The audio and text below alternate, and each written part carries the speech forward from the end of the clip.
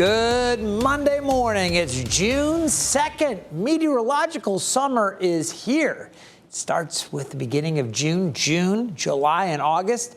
That's what we consider summer. Of course, we'll have astronomical summer coming up as we get into the summer solstice. That'll take place about the third week of June coming up. But we're into the hot months, and we're going to see warmer weather across Hampton Roads here coming up. Let me introduce myself. I'm meteorologist Craig Moeller. We're broadcasting from the 13 News Now studios in Southeast Virginia. We're located in Norfolk, Virginia, right at the mouth of the Chesapeake Bay, not far from, well, the area is called Hampton Roads because a number of waterways all come together to form what is known as Hampton Roads.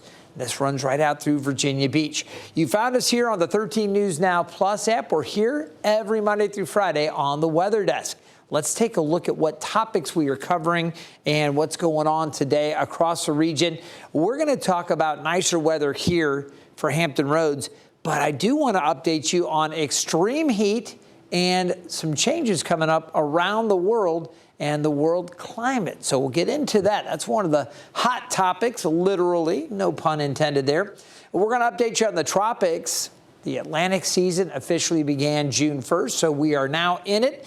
And I'm going to show you a little something brewing again in the Eastern Pacific. You remember last week, the end of last week, we had Alvin form, and that same area where Alvin formed, we could see our next system. I'll talk about that coming up. Then when we talk about international weather, and that's one of the things we do here with the 13 News Now Plus weather desk, we cover not only what's going on around our region or across the country, but we also look around the globe. There are more issues with the Canadian wildfires. I'll show you where that smoke is projected to go with our models.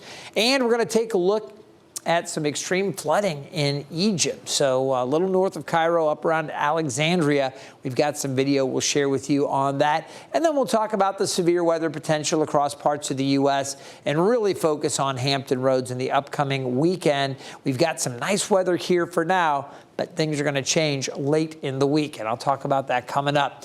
We're going to start off, though, with a look at what's going on with this extreme heat and a global update. Now, about half the world's population experienced at least one extra month of extreme heat due in part to climate change. According to new data from May 2024 through this year, scientists use peer-reviewed methods to determine in almost all countries in the world the number of extreme heat days has at least doubled. And remember, heat is arguably the deadliest extreme weather event, causing illness, death, crop losses, and strained energy in healthcare systems. Now, researchers are offering some advice on mitigation and things people can do to adapt. As soon as we stop burning fossil fuels, global mean temperature will stop rising. And that also will mean that the increase in heat days will stop. So there are a lot of relatively simple and immediate things that people can do on a city level to really lower the death toll in heat waves. And the first thing is really to make people aware that heat waves are dangerous. So to have, combined with the weather forecast, to have warning that this level of heat is dangerous, and then also advice on how to protect yourself. And that is, for example, so one thing that cities have started doing during heat waves is opening cooled public buildings so that people can go in there and keep cool. There's also in some cities have started free drinking water. So important that folks fight that heat, again, by finding cool places, obviously staying hydrated, one of those things. And again, it's, just one of those things we're seeing globally where there is this warming. So we'll need to continue to follow all of that for you. We're also here officially at the start of the hurricane season. It began June 1, and with warmer than normal ocean waters, forecasters are expecting another busy season here in the Atlantic. Now, last year was the third costliest season on record, with killer storms Beryl, Helene, and Milton. The newest hurricane season outlook from NOAA, that's the National Oceanic and Atmospheric Administration, projects a 60% for an above normal season, a 30% for near normal, and only a 10% probability that it will be quieter than average. Now, we'll get into the forecast here from NOAA, and I'll show you what all the numbers are here in just a moment. I can tell you again, the projections are going to be for more activity. So let's come back to our graphics here, and I want to talk some more about it. Again, the hurricane season just started Sunday, June 1st. We're now officially into it, and you can see we're going to peak around September 10th, and then it winds down November 30th. Sometimes we can have some earlier than normal storms or systems that develop. Wasn't the case this year. We're in good shape. As we look forward, we'll get into the outlook here over the next week or so. But I was already seeing in some of our longer range modeling that there might be a little something down in the Caribbean or in the Gulf. So we're going to be talking more about that as we go. Again, the peak of the activity really builds as we get into the late summer and early fall. But that's the general outlook. Now let's come back to the hurricane names. Andrea, the first name on the list, Barry, Chantal, Dexter, Aaron, Fernand, Gabrielle, Umberto, Imelda, Jerry, Karen, Lorenzo. You can see Melissa and Nestor. Now, if it's a normal, just average hurricane season, we average 14 storms, so Nestor would be it. But we are looking at potentially a more active season. So Olga, Pablo, Rebecca, Sebastian, Tanya, Van, and Wendy, all on standby. We'll see if we need those. And there's another list of names on auxiliary that if we have to go to it, we will if we burn through all 21 of these names. Now I want to talk to you about that outlook from NOAA. We mentioned it was forecast to be an above average season, 13 to 19 name systems, 6 to 10 hurricanes, and 3 to 10 major hurricanes. You take a look at the averages here, and again, these ranges tending to be a little bit more than what we typically see. I also wanted to share with you the outlook from Colorado State University. They don't put up a range. They just say, hey, we're going 17 named storms, 9 hurricanes, and 4 major hurricanes. Again, all of these above what we would typically average and what we have averaged over the previous 20 to 30 year period where they average out those systems. Now, why the above average activity? Well, we're still looking at very warm sea surface temperatures. It's not the record warmth that we saw last year, but again, warm sea surface temperatures, warmer than normal, and we are now in La Nada, which is a neutral phase of the El Nino Southern Oscillation. So sometimes we have El Nino years. During those years, there's typically a lot of shearing wind, which will knock down tropical development before it really gets going. Or sometimes systems start to develop and then they get sheared apart. During El Ninos, we get those winds kind of blowing through this region. Not the case this year. It's not a La Nina. La Nina years, we tend to get even more development. We're somewhere in between. So we're just going to have to watch and see. But again, this year expected to be a little bit busier than normal. Now, as we look across the basin on this day, the second day of June, I can tell you there's no tropical activity expected over the next 7 days. Looking at the GFS, one of the global models, it's the U.S. Global Forecast System, it was trying to get something maybe going leading up in the days leading up to Father's Day. So not over the next 7 days, but a little bit beyond that. It was kind of spinning something up at one point. It was kind of coming towards the Gulf Coast, right along, say, Mississippi Gulf shores or back over towards Mobile Bay and that kind of area. Then over the weekend, it was kind of coming back up, kind of up along the East Coast. And now, as I was looking this morning, it was kind of trying to develop something and maybe bring you a little farther west in the Gulf. So, it's just one of those things. And again, being so far down the road, it may or may not ever come together, anything like that. We haven't seen something where the models pick up and show the same thing over and over and over. So way too early to be concerned, but just know that we are in the season now, and while there's nothing expected on the Atlantic side over the next 7 days, we may not have to wait too long before we start tracking some organized disturbances. One disturbance that I am tracking right now is in the Eastern Pacific, and you can see this has a 40% chance of development. Now, if you were watching last week and even the week before, we were monitoring an area right in this general region. Again, we're talking a few hundred miles off the Mexican coast, and it was in here that Alvin formed. This 40% chance of development in the next 7 days. It's possible we could have a tropical depression by the end of this week. If it were to strengthen into a storm, it would take the name Barbara. That's the next name in the Eastern Pacific. So we'll watch for that. Right now, it's forecast to kind of move off to the west-northwest. We'll see if anything comes of it, but certainly something to keep a close eye to. All right, we're now going to turn our attention to the Canadian border and just north of that, because in Canada, there's been quite a bit of issues around wildfires. You take a look up here, again, this area up around Winnipeg and just off to the east of that, getting some rain now as you go north of North Dakota, but there are those wildfires out there. And in Canada, more than 25,000 residents in 3 different provinces evacuated as dozens of wildfires remained active through yesterday. Most of the evacuated residents were from Manitoba, which declared a state of emergency last week, if you recall. Leaders there say the number of people to evacuate could climb in the coming days because of smoke conditions are worsening the air quality and reducing visibility in Canada and into the U.S. as well. All right. Eyewitness video last week in the city of Flin Flon showed large fires burning in a forest and dark smoke billowing into the sky. The U.S. Department of Agriculture now saying they are sending resources to assist with the wildfire response.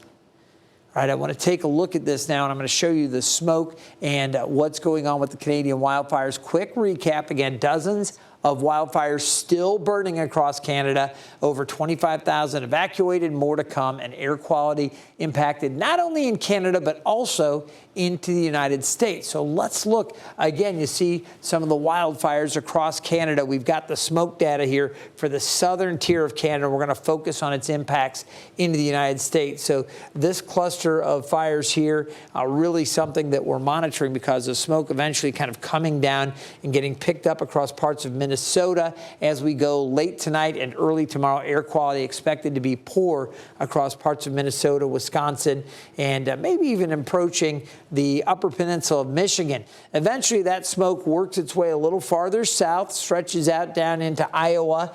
Again, here, some wildfires kind of burning hit and miss. We've got some reduced air quality, but we're watching this plume here as it continues to work south. For Hampton Roads, our air quality is good, but you can see there is smoke out to the west, and some of the Canadian wildfire may really contribute to poor air quality, not only through Iowa, but eventually maybe down around Omaha or even reaching the northeast portions of Kansas.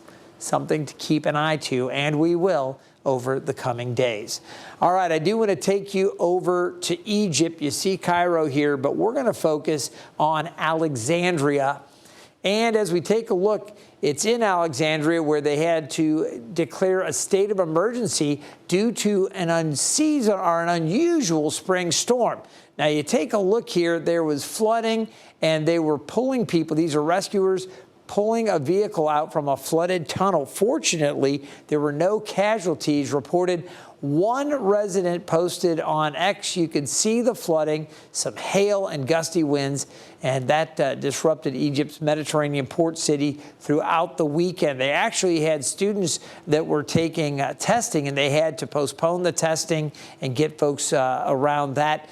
They brought in buses to help coordinate all of this, a storm that really packed some punch there. This was after a massive lightning strike. You saw all the power outages there as well. They do get storms around Alexandria this time of year, but to see something of that magnitude, that severity, that's a little unusual for them. And again, they dealt with it, but folks really had to respond quickly, and they had to change some things up. So very unusual, and a lot of the power outages and some of the damage there due to downburst, microburst winds from a storm system that produced that over the weekend, starting on Saturday. So just wanted to share that with you. All right, we're going to talk about what's happening here in the United States and the next 9 hours here in Hampton Roads. As you can see, plenty of sunshine here. Other parts of the country, though, not so lucky. As we take a look here, we'll talk about our rain chances. We're going to be dry for a few days, but we do see the chances for rain going up Friday into Saturday and Sunday. Now, the storms Friday are mainly going to be down in northeast North Carolina. On Saturday, we're going to see chances for scattered wet weather across the entire region. That's when it'll be a little farther north up into Hampton Roads. We'll talk more about the HarborFest weekend and what that means in terms of what I expect and some things you should think about if you're planning on attending HarborFest in Norfolk this upcoming weekend. We'll take a look at the satellite and the radar images. We're clear here, but as I mentioned, other parts of the country not so lucky in terms of the chances for showers and storms. Few areas that we're monitoring. There's an area of low pressure spinning here, producing rain across portions of Arizona into New Mexico. Some wet weather here. This is spreading up into Utah and Colorado. A lot of rain across the northern tier of the U.S. up into Montana, parts of North Dakota. I showed you the wildfires that extends all the way up to the north into Canada. But we've got these areas we're monitoring, a few isolated cells earlier back down across parts of Louisiana.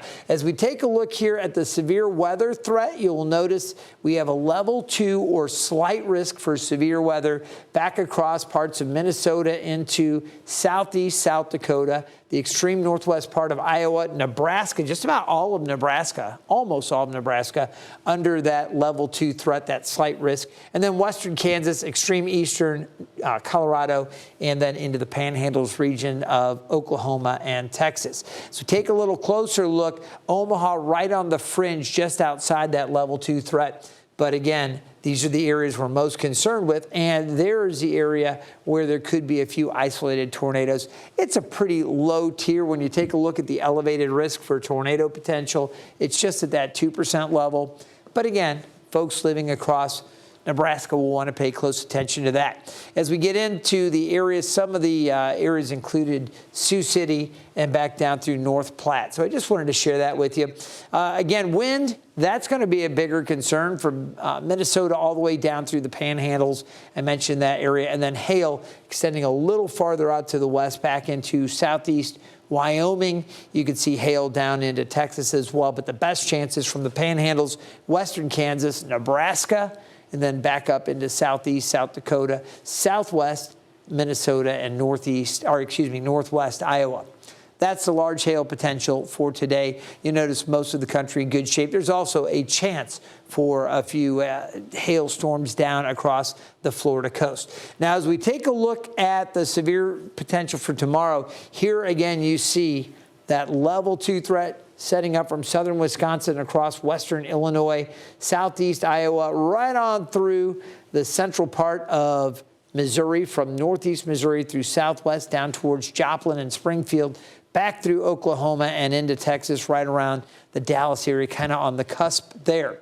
Again, that tornado threat, it's there. It's kind of low on the scale on our level of enhanced tornadic threat, but they need to be watching, again, anywhere from southern Wisconsin all the way through North Texas and Oklahoma, certainly Missouri, southeast Kansas, and areas up through western Illinois. Folks here want to watch out just in case something develops. Wind and hail, again, the concerns with some of those storms and the hail threat for tomorrow, mainly down to the south from southern and southeast Kansas through Oklahoma and into Texas. All right, as we take a look at the rain that's falling right now, again, we've got some wet weather here. A light to moderate rain. There have been potentially a few heavier cells here and there through the region down in the southwest. For portions of Montana, you're talking Billings up through Great Falls. You get up towards Whitefish, you've seen some scattered wet weather. Rain across parts of North Dakota. Some showers around Bismarck, but some heavier rain off to the north. Then down through the central part of South Dakota, you've got some heavier downpours. We'll take you all the way down to Florida, where Sarasota and Port Charlotte are both pretty wet this morning. There's some intense rain just off to the west of Sarasota there. So Tampa dry for now, but there is this wet weather out there, and it extends all the way across Florida, those showers towards Fort Pierce. So a little bit of wet weather there. Finally, up in Maine, we've got some light showers as well. Nothing too heavy going on there. Let's come back to Hampton Roads. It is nice today. Now we take a look. Forecast pretty straightforward. You can see we are going to enjoy a lot of sunshine. Our normal high is 81. We've gone through a cool stretch of weather, and as we look forward to the afternoon, it's going to be very pleasant. The humidity is low. Dew points in the 50s today. Earlier, I was looking at a dew point around 55, 56. So very, very comfortable weather out there as we get the day started. As we go through the overnight and into tomorrow, temperatures will range. We could see 60 at a few spots like, maybe Cape Charles with that little bit of an onshore flow coming in off the bay. That'll keep the temperature right there at Cape Charles a bit warmer. Same deal down at Manio. The light winds just kind of drifting across the sound there, keeping Manio a bit warmer. But over land, it's going to be in the low 50s inland. And then I think mid 50s, maybe mid to upper 50s. Tomorrow morning for a few areas along the coast. That includes Norfolk International. Now, afternoon highs tomorrow, back up, lower 80s to mid 80s. We're going to see mid 80s as we get into Wednesday, a little bit warmer. Still plenty of sunshine. It is going to be gorgeous, so we'll take that. And the humidity starts to creep up a little bit. Remember, we talked about that earlier. Dew points getting back up into the upper 60s as we get into the upcoming weekend. Friday and Saturday, it's going to be feeling warmer. Right now, with the low humidity, as we check out beautiful Town Point Park, you can see the trees there in bloom, everything looking good. A little bit of a breeze there coming in from the north, filling the flag there, hanging off one of our cranes. You can see, though, very, very cloud-free in that direction, and we will enjoy lots of sunshine. It's mostly sunny at the airport. Winds are north-northeast, 14 miles per hour as we check out the Thompson Creek Window Company Skyview. Now let's talk about the beach forecast. What a day. Temperatures low 70s, UV index very high. We talk about it all the time. You've got to apply the sunscreen, sunglasses, a hat, all good things to limit your exposure to the direct sunlight. Rip current threat is low, so again, we're talking about a great beach day. Surf height 2 to 3 feet, water temperatures in the upper 60s. On the water today, it's been breezy this morning, but those winds are going to ease later today. And with that, the wave action will ease as well. We do still have some gusts up around 20 knots out on the bay, and for our ocean waters, low tide was coming through right at 9:20 about 4 minutes ago, and then the high tide comes this afternoon at 3:20. Great day to be out on the water. Just know it's a little breezy this morning, so if you have a really small craft, you may want to put it off going out on the water for a little bit. But as the day wears on, those winds should lie down, and things are looking pretty good for us. The wave action also easing a bit. Check the conditions before heading out, but if you do go out, again, just be mindful of that and have a great day. Medium or moderate pollen right now, tree pollen and grass pollen, weeds and mold, no issues out there at all. All right, the high temperatures today will top out lower to mid 70s. Again, a little cooler at the coast, warmer inland. Some areas like Suffolk and Franklin in the mid to upper 70s. We'll also see 77 around Williamsburg, low to mid 70s. Hampton and Newport News, 75 at Gloucester. Temperatures low 70s on the eastern shore. At the Outer Banks, low 70s, upper 70s to near 80 across North Carolina. So those inland areas a little bit warmer. Mid 70s around Elizabeth City, Currituck also close to 74. Tonight's low down around 57. Skies are going to be mainly clear. We've got a light wind. And then tomorrow back up to 82. Again, the high pretty close to average. That's 81 for this time of year. Sunny and warmer. Enjoy it. Tomorrow, humidity still pretty low, but it's going to feel like it's in the mid to upper 80s with the humidity that is there. And then as we go later this week, that's when it really starts to warm up. It's going to feel like it's in the 90s Thursday, Friday, and Saturday. And we're talking mid 90s, like 95, 96 for a feels like temperature there on Friday. Now, I mentioned chances for rain very, very slim to none over the next 4 days. I think we're in great shape. As we head into Friday, big upcoming weekend for Hampton Roads. We have HarborFest weekend, and with that, we've got the Parade of Sail. That's at noon on Friday. There is a 25% chance for showers or storms, mainly into North Carolina. think we'll see a few isolated showers and storms down that way. For the parade of sail right now, based on what I see this morning, we should be in pretty good shape. But there is a chance for showers or storms, and things could change. It could come in a little earlier, could spread a little farther north. But right now, mainly North Carolina. So that's why I've got that south there. We'll watch. Through the afternoon, it's going to be warm. I'll be out there at Harbor Fest, and right here on 13 News Now Plus, you'll be seeing live streaming from Harbor Fest. So if you're maybe watching from another part of the country and you're not going to be in Hampton Roads, but you want to know what all this is about, check it out right here on 13 News Now Plus. We'll be going, I think, from 1 to 4 in the afternoon and special streaming throughout the evening newscasts as well. So a lot going on there. As we look ahead to Saturday, this is where I expect more scattered showers and storms. There is a drone show Friday night that's awesome to check out. Hopefully the drone show's in good shape. I'm a little more concerned for Saturday evening and the potential fireworks display.